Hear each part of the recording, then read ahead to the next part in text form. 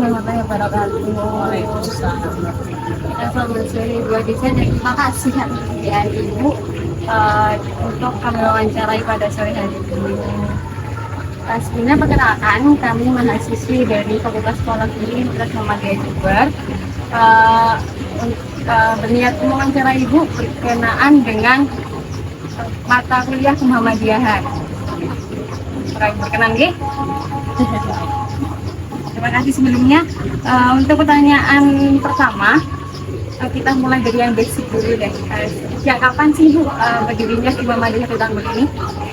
SD Muhammadiyah Satu Tanggul yang lebih dikenal dengan SD Muhita itu awal berdiri 2 Januari 1962. Tetapi pada masa-masa itu tidak bisa berkembang secara signifikan. Akhirnya pada tahun 1998 boleh dikatakan SD Muhammadiyah 01 Tanggul itu mau mati lah. Setelah dirapatkan di kepengurusan mau dibubarkan, tetapi ada salah satu pengurus yang tidak setuju kalau SD Muhammadiyah itu dibubarkan.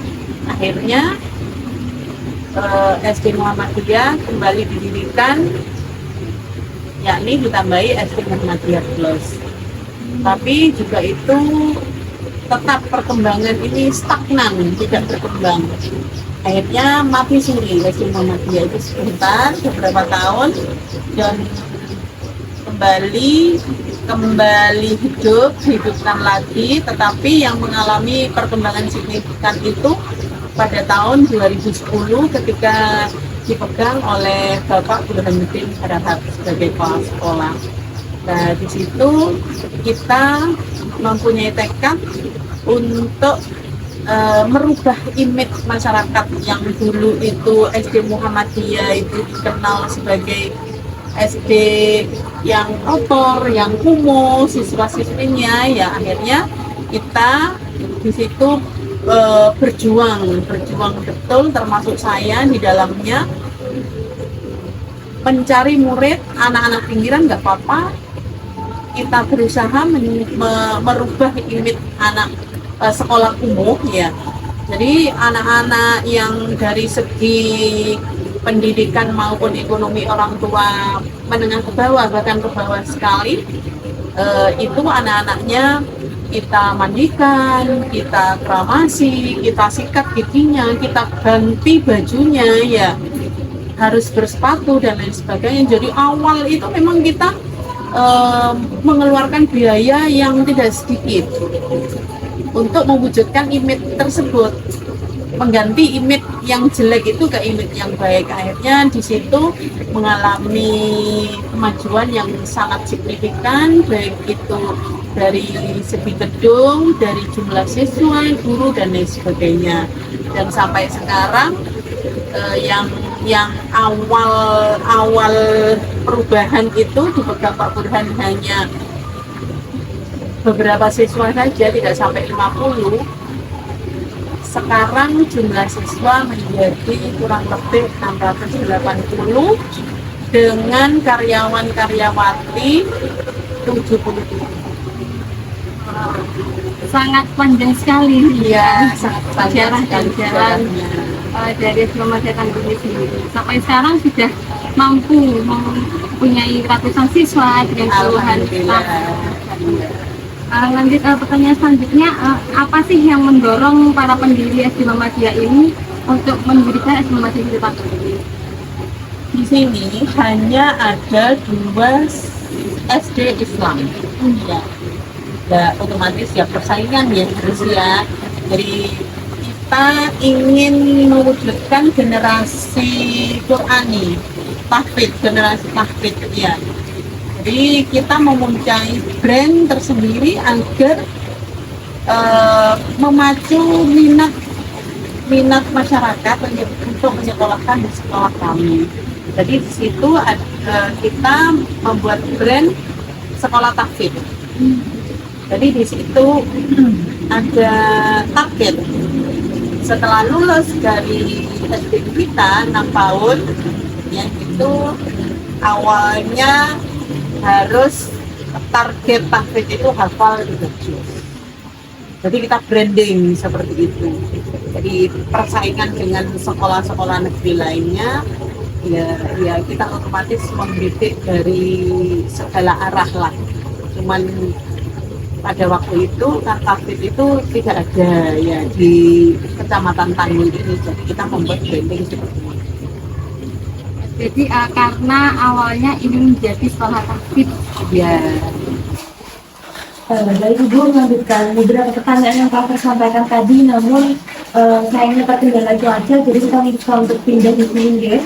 Tadi ada beberapa pertanyaan yang disampaikan seperti kegiatan rutin apakah yang ditanamkan kepada siswa-siswi SD Muhammadiyah Situ Kandul ini. Tiap pagi itu ada murojaah pagi, jadi anak-anak datang menaruh tasnya di kelas, terus mengambil Al-Quran seperti tahfidz. Itu sudah kami sediakan tempat di halaman untuk putri, di lantai 2, untuk lantai 2 itu untuk laki-laki. Jadi di situ disetelkan murojaah, ada petugas yang menyetelkan murojaah, anak-anak itu menyimak sambil menirukan murojaah. Itu hafalan juz amma, terus hadis, juga doa sehari-hari seperti itu. Jadi diawali pembiasaan dulu. Semakin intens, semakin sering kita memperdengarkan, otomatis anak-anak hafal dengan sendirinya. Baik, yang berikutnya mengenai tadi telah menyampaikan bahwa di Kandul sendiri ini masih ada 2 sekolah Islam seperti itu, Ibu. Adakah kegiatan khusus yang menjadi suatu ciri khas pembeda dari sekolah Islam yang lain atau sekolah-sekolah yang lain dari SD Muhammadiyah Satu Kandul ini? Salah satu ciri khas dari sekolah Muhammadiyah itu mampu menyeimbangkan antara ilmu pengetahuan agama dengan ilmu pengetahuan umum. Kalau di sekolah lainnya mungkin pendidikan agama Islam hanya 2 jam per minggunya. Kalau di kita banyak pendidikan agama itu, jadi ada pengajian, tahfidz, murojaah, pendidikan agama Islam itu sendiri, bahasa Arab ya. Jadi imbang antara ilmu pengetahuan umum dengan ilmu pengetahuan agama. Dan di SD Muhita ini ada beberapa ekskul yang tidak dimiliki yang tidak dilaksanakan oleh ekskul lainnya di Kecamatan Tanggul ini. Contohnya ekskul Pandahan. Baik, setelah disampaikan mengenai kegiatan rutin atau kegiatan khusus yang mungkin dinyam oleh siswa-siswi dari SD Muhammadiyah Situ Kandul ini, kami akan mengenai fasilitas yang ada di SD Muhammadiyah Satu Kandul ini seperti apa? Alhamdulillah untuk fasilitas di sini hanya SD Muhammadiyah di atas dari SD lainnya. Misalkan di sini ada kelas program intensif, ya. Intensif itu dari fasilitas setiap kelas ada ber-AC, ya ber-AC. Yang membedakan antara kelas intensif dengan reguler, ya. Jadi di intensif itu sistemnya SPP per bulan, kalau di reguler itu adalah infak. Jadi kalau infak itu sesuai kemampuan dan kebebasan orang tua. Jadi kita tidak ya dipatok sih, cuma bebas lah memilih hal itu. Kalau di intensif, karena fasilitas itu memang bisa dikatakan kalau murid mengatakan ini sekolah mahal, ya maka karena fasilitas itu juga maksudnya fasilitas itu beda ya, ada AC, ada LCD dan lain sebagainya. Jadi otomatis SPP-nya juga mahal. Jadi rata semua siswa yang di sini.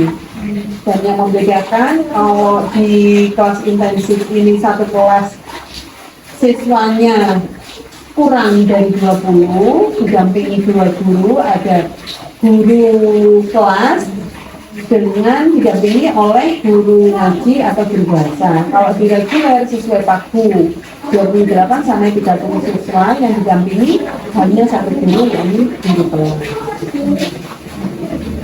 Jadi Bu, saya ingin tanya ya, bagaimana cara SD Muhammadiyah Surut Tambun menerapkan nilai-nilai Muhammadiyah pada siswa-siswi di dalam naungannya ini? Kalau pelajaran Muhammadiyah itu memang mulai kelas 1 sampai kelas 6 itu ada. Jadi hukumnya wajib untuk pelajaran Muhammadiyah. Dan di sela-sela itu kita selipkan pelajaran akhlak, etika itu terhadap adik kelas, usia sepadan, kakak kelas, orang yang tua dan sebagainya. Karena pelajaran adat dan etika itu di sekolah lain sepertinya tidak ada. Kalau di sini di samping teori juga praktek. Jadi di situ ketika melanggar dari apa yang sudah disepakati oleh warga sekolah, maka di situ ada punishment. Tetapi punishmentnya yang mendidik. Jadi punishment itu suruh menulis hati seperti itu. Baik. Lalu bagaimana pendapat Bu Aziza mengenai banyak kasus di generasi muda yang menyimpang atau merupakan nilai keislaman itu? Ya memang agama itu ya harus dimulai sejak dini ya. Jadi harus sudah diterapkan. Makanya kita membangun sekolah ini untuk menerapkan agama Islam, agama Allah itu sejak dini. Dan di situ ada penerapan etika dan akhlak, di samping pelajaran juga keharusan ya dari siswa. Di samping kita harus memilih teman itu bukan kita lihat dari sosial ekonomi, tetapi kita melihat dari akhlaknya. Jadi di situ para kawula muda untuk memilih teman, akhlak mana akhlak yang baik itu kita dekati, akhlak yang mempunyai akhlak jelek bukan kita jauhi, tetapi kita bergaul seperti ini. Dan di situ ya harus kita itu harus berorganisasi, karena organisasi di dalam Islam itu hukumnya wajib. Kenapa? Salah satu manfaat organisasi itu untuk menambah ilmu pengetahuan. Jadi organisasi yang kita ikuti adalah organisasi Islam yang tidak menyimpan. Mungkin Ibu mempunyai pesan untuk generasi muda saat ini supaya tidak melupakan nilai-nilai keislaman serta termotivasi untuk semangat dan beramal soleh. Ya itu tadi ya, kita harus senantiasa memilih teman. Jadi ketika teman kita perokok ya, memang awal kita tidak mungkin aku ikut merokok, tapi lama-kelamaan kita akan menjadi perokok juga. Begitu juga ketika kita berteman dengan orang yang ahli ibadah, sholatnya, ngajinya, otomatis sedikit banyak kita akan terpengaruh. Jadi saran saya ya memilih teman itu akhlak yang baik itu. Jadi kita harus pada yang teman. Ya memilih teman, lingkungan, soalnya lingkungan itu berpengaruh sekali terhadap apa yang akan kita lakukan. Baik, terima kasih Bu Aziza untuk klarifikasi ini. Kurang lebihnya saya juga rekan saya mohon maaf. Kami akhiri, wassalamualaikum warahmatullahi wabarakatuh. Terima kasih banyak Bu. Semoga apa yang kami sampaikan bermanfaat, yang dimudahkan selalu ya menggapai cita-cita. Makasih, terima kasih. Ya, sama-sama. Banyak.